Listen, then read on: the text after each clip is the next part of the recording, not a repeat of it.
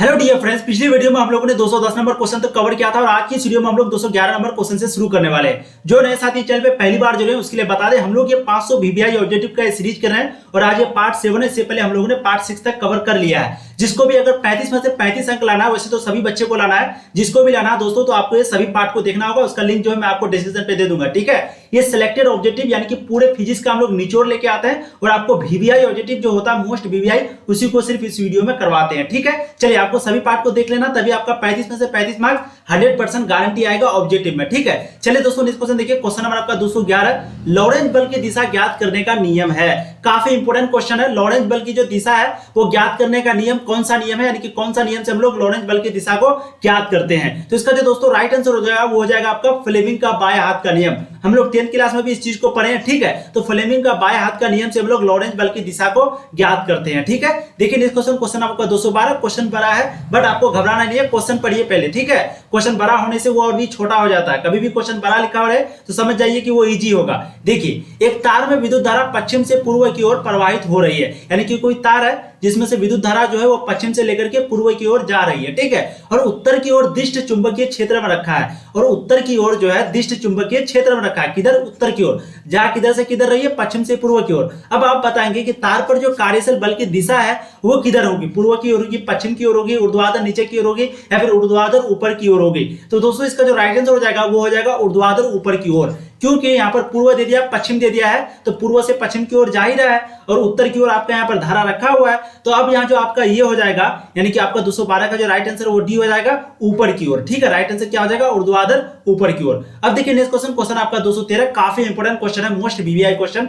क्या है? एक गैल्वेनोमीटर को आमीटर में बदलने के लिए जोड़ा जाता है। तो समांतर में भी आप निम्न प्रतिरोध में, या फिर समांतर में उच्च प्रतिरोध में, या फिर श्रेणी में अगर जोड़ेंगे यानी कि सीरीज में तो उच्च प्रतिरोध में जोड़ेंगे, या फिर निम्न प्रतिरोध में। तो ये दोनों चीज है। या तो पहले आप बताइए कि समांतर में होगा या श्रेणी में, फिर अगर समांतर में होगा तो क्या निम्न प्रतिरोध में होगा या फिर उच्च प्रतिरोध में। ये आपको सिंपली क्वेश्चन पूछ रहा है। तो इसका जो राइट आंसर है वो हो जाएगा दोस्तों समांतर में, और समांतर में भी होना चाहिए और निम्न प्रतिरोध भी होना चाहिए, ठीक है। तो एक गैल्वेनोमीटर को अमीटर में बदलने के लिए समांतर में जोड़ना पड़ता है, निम्न प्रतिरोध में। अब देखिए नेक्स्ट क्वेश्चन, क्वेश्चन आपका 214, काफी इंपॉर्टेंट और बहुत इजी क्वेश्चन है, बहुत इजी। देखिए क्वेश्चन क्या है। यदि a बराबर 1 दिया हुआ है, b बराबर 0 दिया हुआ है। अब यहां पर एक समीकरण आपको दिया हुआ है a dot b into plus a dot a। अब बुलियन बीजगणित के अनुसार निम्न, ये सब कुछ छोड़ देना आपको, ये क्वेश्चन को पढ़ना ही नहीं है, सिर्फ आप इस न्यूमेरिकल को देखिए। यहां पर देखिए a डॉट b का मतलब क्या होता है? a डॉट b का मतलब क्या हुआ? a गुना b है कि नहीं, और बीच में प्लस दिया हुआ है, और a डॉट a का मतलब क्या हो गया? a गुना a, ठीक है। आपको यहां पर ध्यान से देखना है। अब यहां पर हमको बता रहा है कि a बराबर 1 दिया हुआ है, तो a बराबर 1 रख दिए, b बराबर दिया हुआ 0, ठीक है। फिर प्लस के जगह प्लस, फिर a के जगह दिया हुआ 1 तो 1 रख दिए, फिर गुना a के जगह 1। अब अगर 1 से 0 को गुना करेंगे तो 0 हो जाएगा, प्लस 1 गुना 1 करेंगे तो 1 हो जाएगा, तो बराबर यहाँ पर क्या हो गया? 1। अब 1 जो है वो किसके बराबर है? आप देखें यहाँ पर 1 किसके बराबर है? 1 a के बराबर है, यहाँ पर दिया हुआ a बराबर 1, तो यहाँ पर आपका 1 निकला। तो 1 अगर 1 के बराबर है तो राइट आंसर जो आपका ऑप्शन ए हो जाएगा। जिसको भी समझ में नहीं आया, वीडियो लंबी बन जाती है न्यूमेरिकल बनाने में, ठीक है। ये इजी था इसलिए मैंने बता दिया, क्योंकि इस तरह का क्वेश्चन में बच्चे घबरा जाते हैं। आपको क्या करना, वीडियो को थोड़ा पीछे करके देख लीजिए, आपको समझ में आ जाएगा, ठीक है। इसका जो राइट आंसर 214 का वो आपका ऑप्शन ए हो जाएगा। देखिए अब नेक्स्ट क्वेश्चन, क्वेश्चन आपका 215 आपके स्क्रीन पर। जो भी क्वेश्चन आपसे नहीं बने प्लीज आप उसको नोट कर लीजिएगा या फिर स्क्रीनशॉट ले लीजिएगा, ताकि इसको आप रिवीजन कर सकें, ठीक है दोस्तों। मैं वीडियो के शुरू में नहीं बोल पाया। अब देखिए अंत अर्धचालक में विद्युत चालन संभव है, यानी कि अंत अर्धचालक में जो विद्युत चालन है वो मतलब कि संभव है, यानी कि चल सकता है उच्च ताप पर, प्रत्येक ताप पर जो कि 0 किलोमीटर से ऊपर हो, या फिर केवल 100 डिग्री सेल्सियस पर, या फिर केवल 0 डिग्री सेल्सियस पर। तो देखिए इसका जो राइट आंसर हो जाएगा वो हो जाएगा उच्च ताप पर, ठीक है। तो अंत अर्धचालक में विद्युत चालन तभी संभव है जब उसका ताप जो है वो उच्च रहेगा, यानी कि ऑप्शन ए जो है आपका राइट आंसर होगा क्वेश्चन नंबर 215 का, ठीक है। अब देखिए नेक्स्ट क्वेश्चन, क्वेश्चन आपका 216 आपके स्क्रीन पर। देखिए इस क्वेश्चन को भी आप लोग ध्यान से देखिए, ये भी क्वेश्चन आपके लिए काफी इंपॉर्टेंट है। देखिए वैसी युक्ति जो सौर ऊर्जा को विद्युत ऊर्जा में परिवर्तित कर देता है उसे कहते हैं। हम लोग बचपन से पढ़ते आ रहे हैं कि जो सौर ऊर्जा को विद्युत ऊर्जा में परिवर्तित कर देगा तो उसको हम लोग क्या कहते हैं। काफी इंपॉर्टेंट और इजी क्वेश्चन है। इसका जो राइट आंसर हो जाएगा वो हो जाएगा सौर सेल, ठीक है। तो सौर सेल जो है वो युक्ति क्या है? विद्युत, यानी कि सौर ऊर्जा को जो है वो विद्युत ऊर्जा में बदल देता है, सौर सेल। राइट आंसर आपका ऑप्शन ए हो जाएगा क्वेश्चन नंबर 20 मतलब कि 216 का। अब देखिए नेक्स्ट क्वेश्चन, क्वेश्चन आपका 217 आपके स्क्रीन पर। सौर सेल पैनल का उपयोग किया जाता है? फटाफट इसका आंसर को कमेंट करेंगे। सौर सेल पैनल का जो उपयोग है वो कहां पर किया जाता है? कृत्रिम उपग्रह पर, चंद्रमा पर, मंगल ग्रह पर, या फिर कहीं भी नहीं? तो दोस्तों इसका जो राइट आंसर हो जाएगा वो हो जाएगा आपका कृत्रिम उपग्रह पर, यानी कि ऑप्शन ए कृत्रिम उपग्रह पर। ठीक है, तो सौर सेल पैनल का जो उपयोग है वो कृत्रिम उपग्रह पर प्रयोग किया जाता है। अब देखिए नेक्स्ट क्वेश्चन आपका 218 आपकी स्क्रीन पर, नोट गेट बनाने के लिए उपयोग होता है, यानी कि जो हम लोग ये नोट गेट बनाते हैं, ठीक है, तो वो बनाने के लिए निम्न में से क्या उपयोग होता है? तो इसका जो राइट आंसर हो जाएगा दोस्तों वो हो जाएगा एनपीएन ट्रांजिस्टर, जिसका उत्सर्जक उभयनिष्ठ है। ठीक है, तो राइट आंसर क्या हो जाएगा? एनपीएन ट्रांजिस्टर, जिसका उत्सर्जक जो है वो उभयनिष्ठ है। नोट गेट बनाने के लिए इसी का हम लोग उपयोग करते हैं। अब देखिए नेक्स्ट क्वेश्चन आपका 219, एक इलेक्ट्रॉन एवं एक फोटोन की तरंग लंबाई जो है वो 1 nm दिया हुआ है, यानी कि नैनोमीटर दिया हुआ है। इनमें किसके संवेग का मान अधिक है? यानी कि सिंपल आपको क्वेश्चन पूछ रहा है कि भाई एक इलेक्ट्रॉन दिया हुआ और एक फोटोन दिया हुआ है, दोनों की तरंग लंबाई भी दिया हुआ है 1 nm। अब बताएंगे इसमें संवेग जो है, संवेग का मान जो है किसका अधिक होगा? इलेक्ट्रॉन का या फिर फोटोन का, या फिर दोनों में से किसी का भी नहीं, या फिर दोनों का? ठीक है, तो आप लोग फटाफट इसका आंसर को कमेंट करेंगे। इसका जो राइट आंसर हो जाएगा वो हो जाएगा आपका दोनों के संवेग का मान जो है वो तुल्य है, यानी कि ऑप्शन सी। ठीक है, अब देखिए नेक्स्ट क्वेश्चन आपका 220, एक फोटोन की ऊर्जा जो है वो दिया हुआ 10 keV, ठीक है, इलेक्ट्रॉन वोल्ट। उसके बाद यह विद्युत चुंबकीय वर्णक्रम में किस भाग में स्थित होगा? मतलब सिंपली क्वेश्चन पूछ रहा है कि यहाँ पर फोटोन की ऊर्जा दिया हुआ है, अब आपको बताना है कि यह विद्युत चुंबकीय वर्णक्रम में जो है किस भाग में स्थित होगा? एक्सरे में, वाई रे में, या फिर माइक्रोवेव में? तो दोस्तों इसका जो राइट आंसर हो जाएगा 220 का वो हो जाएगा एक्सरे, यानी कि ऑप्शन ए। ठीक है, वो किस भाग में स्थित होगा? एक्सरे में। अब देखिए नेक्स्ट क्वेश्चन आपका 221, प्रकाश विद्युत प्रभाव में उत्सर्जित प्रकाश इलेक्ट्रॉनों की गतिज ऊर्जा समानुपाती होती है। प्रकाश विद्युत प्रभाव में उत्सर्जित प्रकाश इलेक्ट्रॉनों की गतिज ऊर्जा जो है वो समानुपाती होती है आपतित प्रकाश के आवृत्ति के वर्ग के, या फिर आपतित प्रकाश के आवृत्ति की, या फिर आपतित प्रकाश के तरंगदैर्घ्य के। तो देखिए 221 का जो राइट आंसर हो जाएगा वो हो जाएगा आपका आपतित प्रकाश के आवृत्ति की, यानी कि ऑप्शन बी। ठीक है, 221 का क्या राइट आंसर हो जाएगा? आपका ऑप्शन बी, आपतित प्रकाश के आवृत्ति के। अब देखिए नेक्स्ट क्वेश्चन आपका 222, कार्यफलन आवश्यक ऊर्जा है परमाणु को उत्तेजित करने के लिए, या फिर एक्स किरणों को उत्पन्न करने के लिए, या फिर एक इलेक्ट्रॉन को सतह से ठीक बाहर निकालने के लिए, या फिर परमाणु की छानबीन करने के लिए। तो कार्यफलन जो है वो आवश्यक ऊर्जा है क्या करने के लिए? ठीक है, तो इसका जो राइट आंसर हो जाएगा दोस्तों वो हो जाएगा एक इलेक्ट्रॉन को सतह से ठीक बाहर निकालने के लिए, यानी कि ऑप्शन सी। अब देखिए नेक्स्ट क्वेश्चन आपका 223 आपकी स्क्रीन पर, दिए हुए किस धातु का न्यूनतम कार्यफलन है? यानी कि कार्यफलन जो है वो सबसे कम है किस धातु का? सोडियम का, बेरियम का, लोहा का, या फिर तांबा का? तो इसका जो राइट आंसर हो जाएगा, ठीक है, काफी इंपॉर्टेंट और इजी क्वेश्चन है, इसका राइट आंसर हो जाएगा सोडियम, यानी कि ऑप्शन ए। क्या हो जाएगा? Na sodium. ठीक है, तो दिए हुए किस धातु का न्यूनतम कार्यफलन है?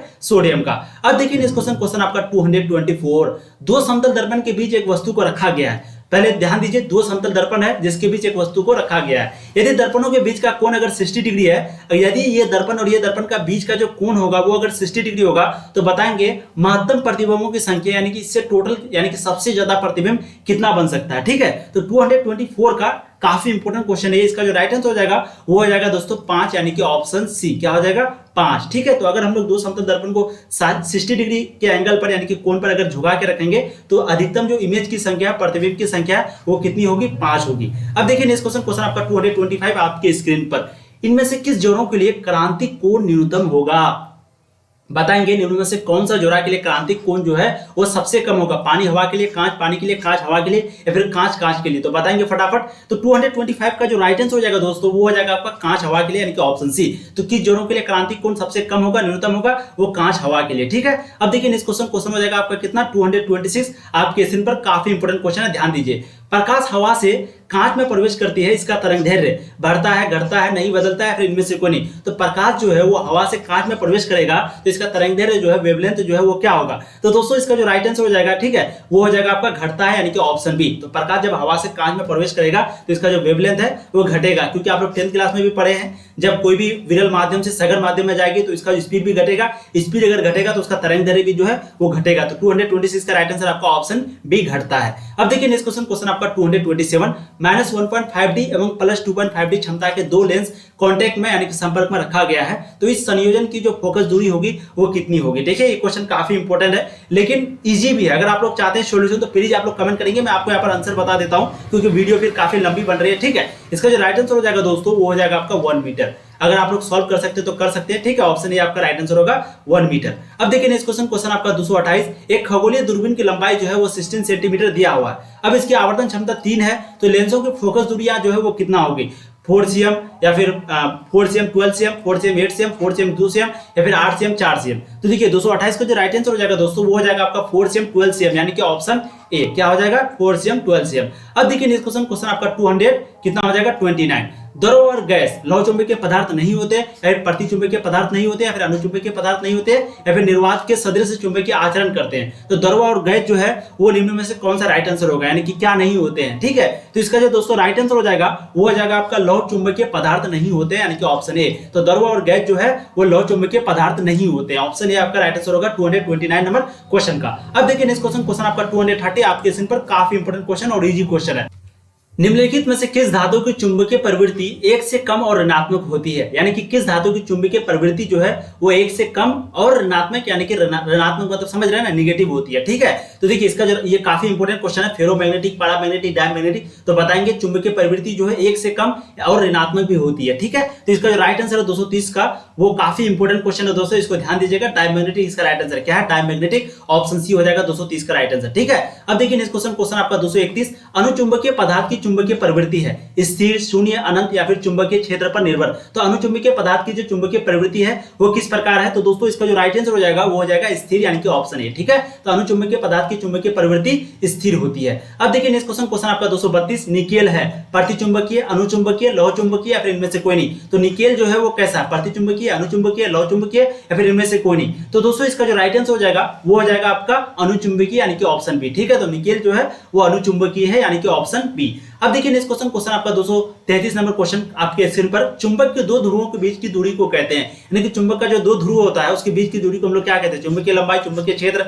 चुंबकीय अक्ष, चुंबकीय आघूर्ण। तो देखिए चुंबकीय क्षेत्र जो होता है वो दोनों के बीच की दूरी नहीं, ये पूरा क्षेत्र को चुंबकीय क्षेत्र कहते हैं। अब लंबाई किसको कहते हैं, तो जो चुंबक की लंबाई उसको लंबाई कहते हैं। अब चुंबकीय अक्ष किसको कहते हैं, तो वो जो ऊपर में जो ऐसे करके जो चुंबक रहता है, एक्स जो ऐसे रहता है अक्ष, उसको अक्ष कहते हैं। चुंबकीय आघूर्ण तो वो बीच वाला हो गया, घूमने वाला हो गया। अब यहाँ पर चुंबकीय के दो ध्रुवों के बीच की दूरी को क्या कहते हैं, काफी इंपोर्टेंट है। तो देखिए उसको कहते हैं चुंबकीय लंबाई। ठीक है, तो चुंबक के दो ध्रुवों के बीच की दूरी यानी कि एक हो गया एन, एक हो गया एस, तो इसके बीच की दूरी को हम लोग क्या कहते हैं, चुंबकीय लंबाई कहते हैं। बहुत इजी क्वेश्चन है। अब देखिए नेक्स्ट क्वेश्चन 234 आपके स्क्रीन पर युक्ति जो वोल्टता को यानी कि वो युक्ति बताइए कौन सा युक्ति है जो कि वोल्टता को बढ़ा देता है, उसे क्या कहते हैं। यानी कि युक्ति जो वोल्टता को बढ़ा देता है उसे क्या कहते हैं, प्रतिरोध कहते हैं, अपचाई, ट्रांसफार्मर कहते हैं। ये अपचाई है, उपचाई नहीं, अपचाई है। ठीक है, और ऊंचाई ट्रांसफार्मर या फिर ट्रांसफार्मर, तो उस युक्ति को क्या कहते हैं जो कि वोल्टता को बढ़ा देता है। ठीक है, तो इसका जो राइट आंसर हो जाएगा दोस्तों वो हो जाएगा अपचाई ट्रांसफर यानी कि ऑप्शन बी। क्या हो जाएगा, अपचाई ट्रांसफर। तो वो युक्ति को क्या कहते हैं, अपचाई ट्रांसफर कहते हैं जो कि वोल्टता को बढ़ा देता है। अब देखिए नेक्स्ट क्वेश्चन आपके 235 आपके स्क्रीन पर, यदि एलसीआर परिपथ में एल बराबर इतना दिया हुआ है, हेनरी जो है